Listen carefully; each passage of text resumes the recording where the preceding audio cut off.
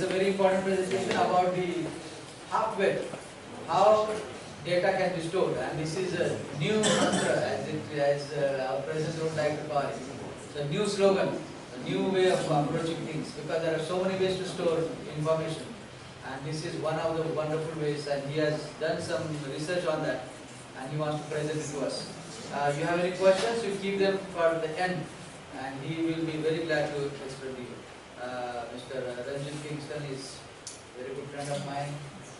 We have been together for a long time, and he is a PhD candidate here at AIIAS, and we are really glad that he is going to present to us this information. Thank you very much. Thank you, sir, for the kind words. Good morning, everyone. Good morning. I'm grateful to all of you for choosing to be here instead of all the other presentation. Haftware, a new mantra for storage among higher education students. You may be wondering, what is this Haftware? Let's move on. Let me introduce the institution where I come from. Now, this is where you are.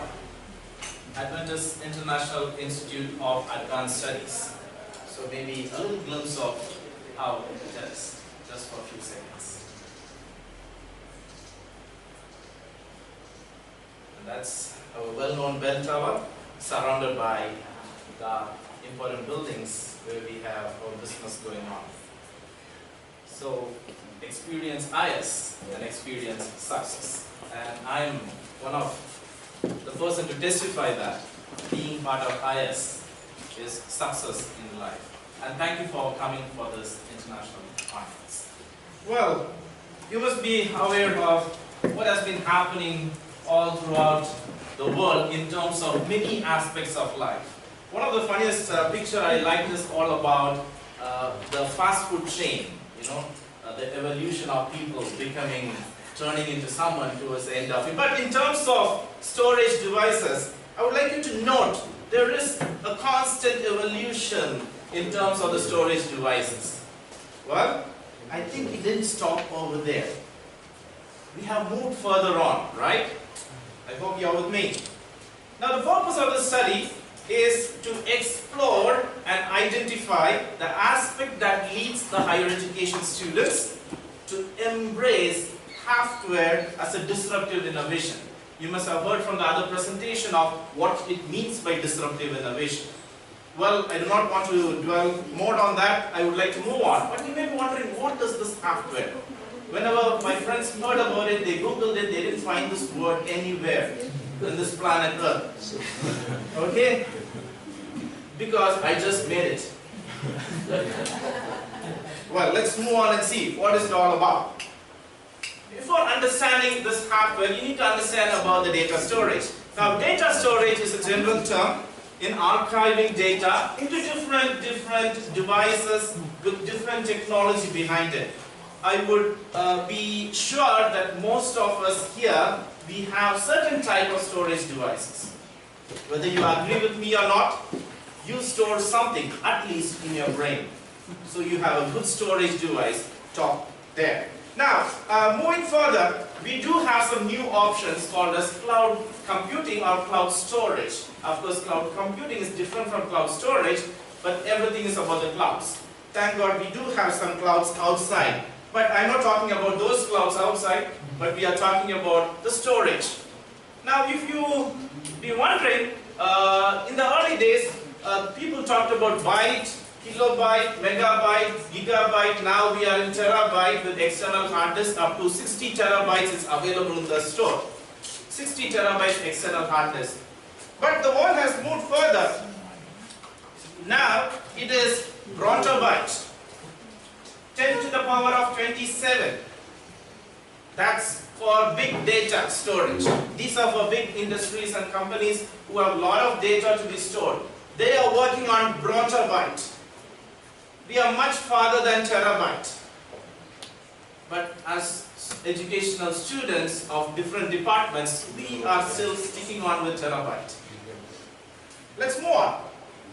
Cloud computing is something which is unknown over there but holds on to your data. But it gives you confidence that your data is kept safe and you can access it from anywhere and anytime. Now, some of the aspects that leads to data storage. Why do you store your data?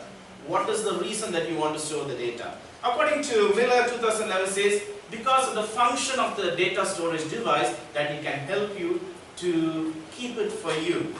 And secondly, the capacity and the speed. Okay, this is something that we always use, right? A flash drive or USB or thumbstick, or we have different names for it, but we still use it. But many times we need to carry this, or sometimes it gets corrupted. So we go for a reliable storage device. And when it is in the cloud, we don't have to worry about corruption. Hope we had our politics also in the cloud, right? There will be no corruption in that. But let's move on. Okay. Further, in order to share, store, and also to recover and utilize information, data storage is being used in this world today. Further, there is also a big concern. The concern is about what? About the security again. We say just now the cloud storage is reliable, and we are talking about the security of data storage. There are issues, however, these are issues in concern with the companies who heavily rely on cloud storage.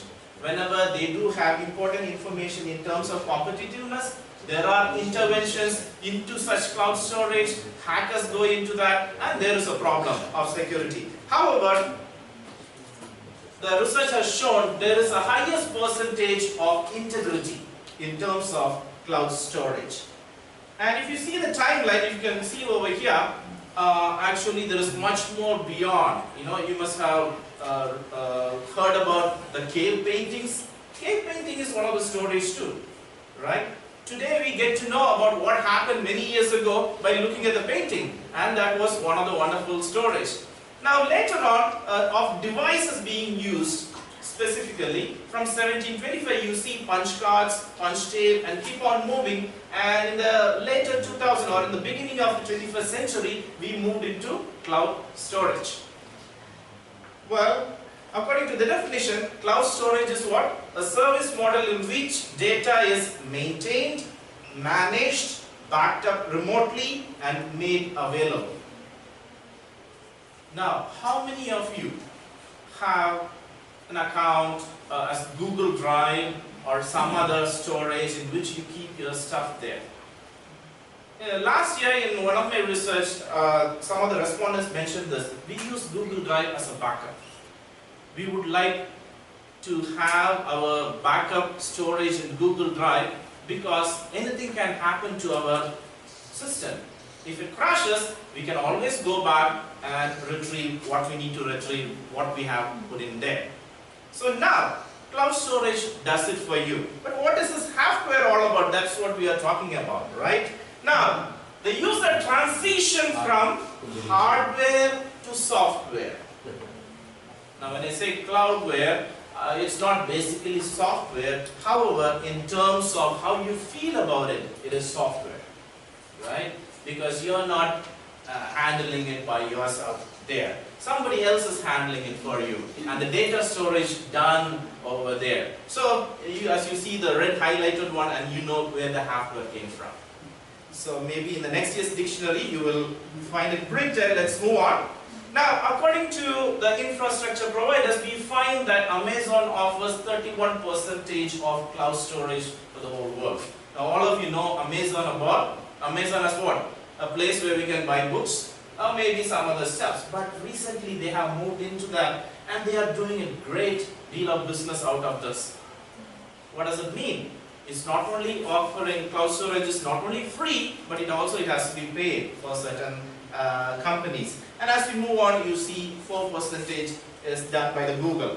I would like to take you to certain statistics for you to understand. If you see global cloud service revenue from 2010 to 2016, it has gone beyond $4.04 million. And as you move on in terms of information technology storage, spending worldwide, 46.5 billion US dollars. This is worldwide, the previous one for the US.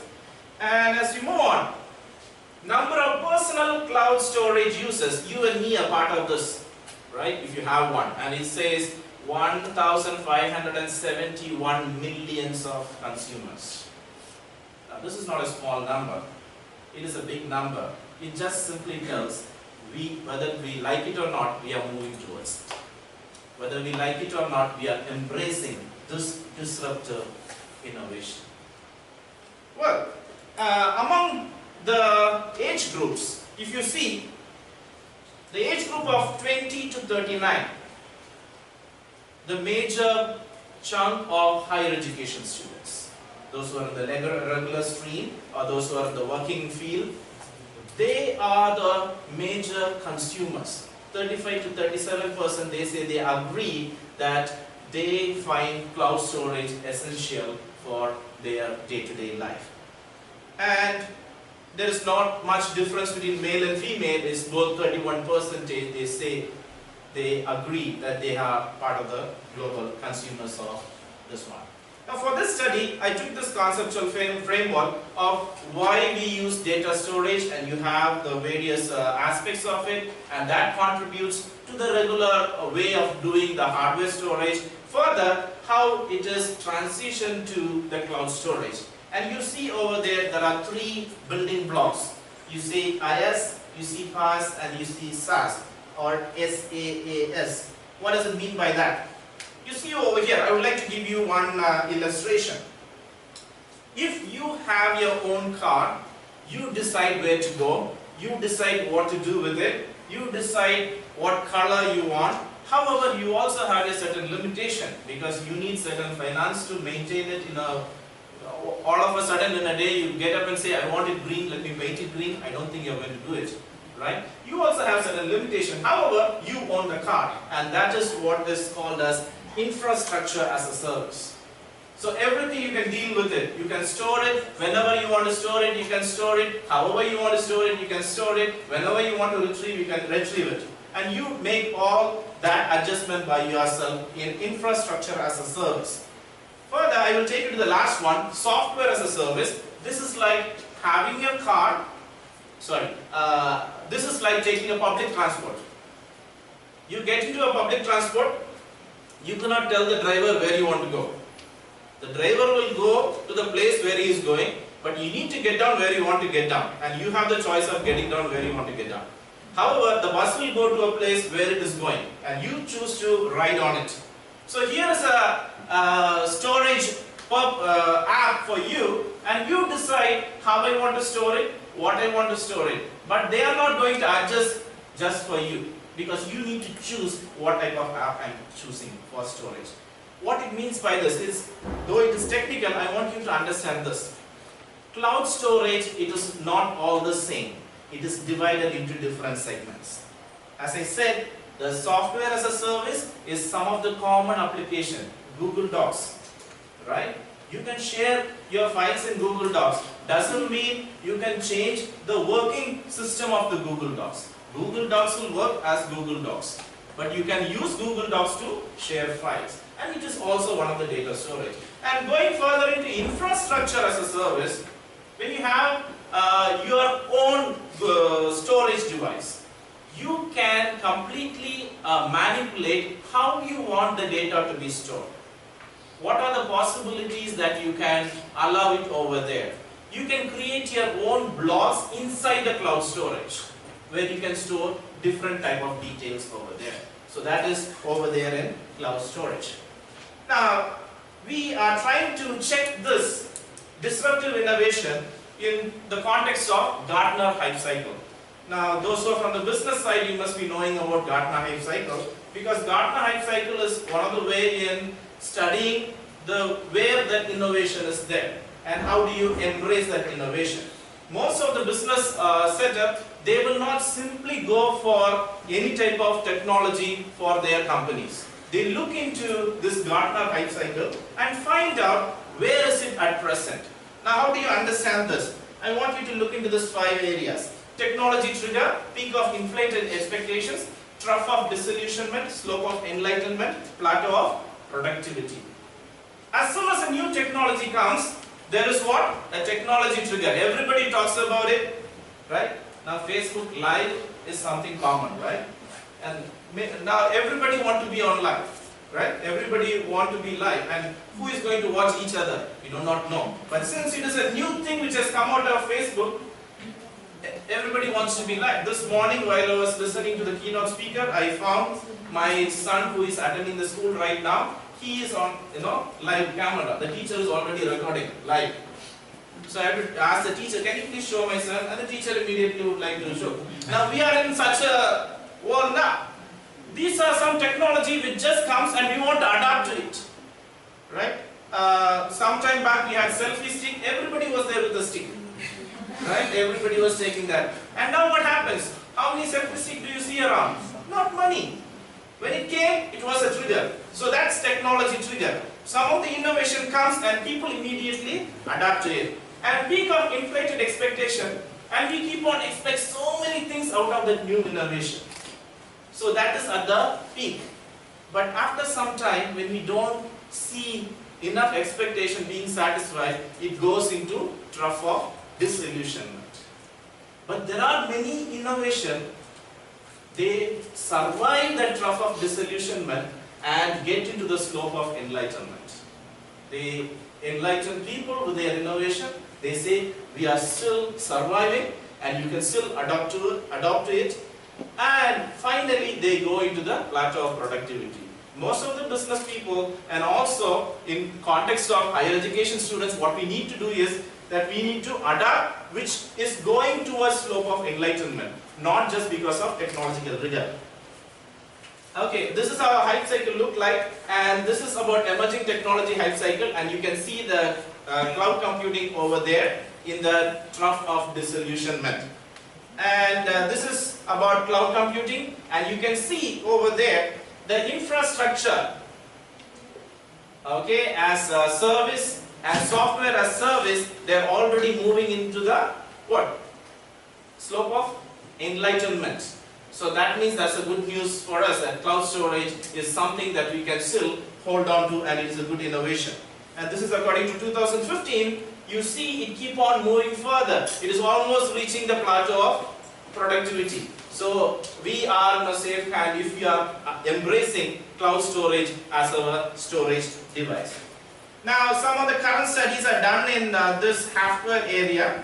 And all of them, they talk about how we need to embrace it. However, they do not talk about higher education students embracing it. Now that's the gap that I would like to address in this, because of the limitation in the evidence of literature to support the transition of higher education students using data storage and their transition into use of cloud storage. And also we have variations and seemingly stagnation in Gartner hype cycle of cloud storage. Some of the aspects of cloud storage are stagnant in the hype cycle.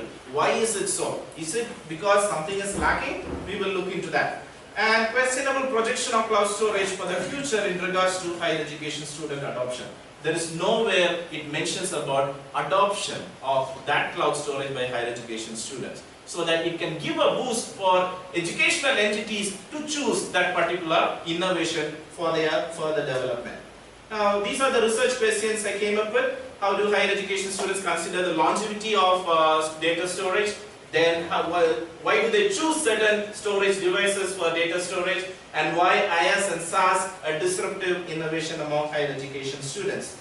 And I used qualitative research design, descriptive case study to explore and to identify. And I had the purposive sampling from Calabarzon region, region 4A, and also I had some respondents from Malaysia, Thailand and India. Now, as I move on, the triangulation was done through the interview and also the online conferencing with them, and also observed how they use their data storage in sharing files. So it was a purposive sampling because I need to know their activity with their concern. So I was able to find out those details from there. And 9 participants were there. It's supposed to be 10, and 9 were able to attend the interview, online interviews, and also I used Google Forms where I could get a descriptive details from the respondents. Further, when I reached the point of saturation, I felt that I don't need to go beyond and get some more interviewers for my study. And data collection was done after the clearance from AIIAS Ethical Review Board. following all the ethical principles, and further it was consent form was sent and checked, and all those details you know about the research procedure. And also the validation was done by member check. After getting the transcribed details about the things, I gave back to the respondents and they checked and it was confirmed. Further, the findings are this. For the first question, longevity of data storage is considered as significant for its retrieval, reference and reuse purpose. So one other person said, I can access it any time through USB. On the other hand, if I forget the USB, I cannot restore my files. This is about a general way of looking at the data storage. Likewise, they also mentioned it depends on whether it's offline or online data storage. For offline data storage, it won't last long if the hardware is broken.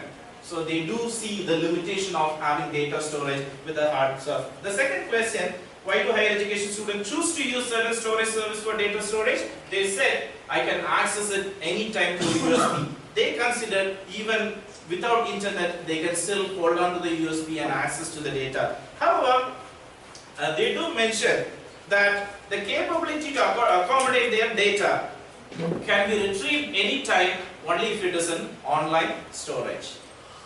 So the third one, they found it's a wonderful storage service, and the apps that is provided by the cloud storage services, it is wonderful than having your own devices, because the size matters, the details matters, and also the time they retrieve everything matters.